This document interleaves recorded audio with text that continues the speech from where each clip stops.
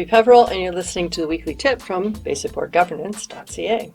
Today I'm talking about working boards, and I'm going to say right off the top that I don't really like the term working board.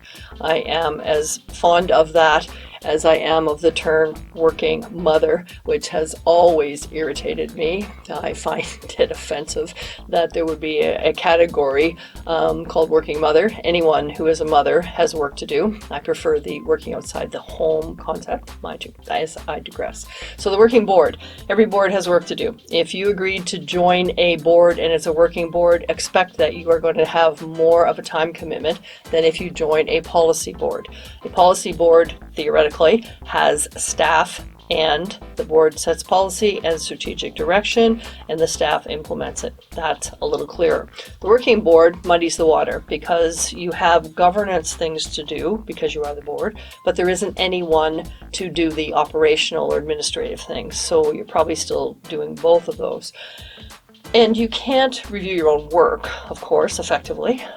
So you're going to need to come up with some ideas about how you can divide things up so you still have some oversight being done.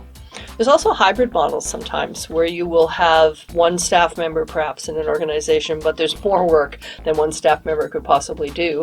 So sometimes the board is doing operational things because they're a working board, and sometimes the board is doing oversight. So you can get some fairly interesting situations. Like one of the examples is you've got a board member who is answering the phone part of the time because the person they call the executive director has meetings and other things, and somebody has to answer the phone. Well, when you're answering the phone, you are probably working under the direction or supervision of the executive director. And if you're a board member answering the phone, that person, the executive director, reports to the board. So you've got a bit of a circular situation there.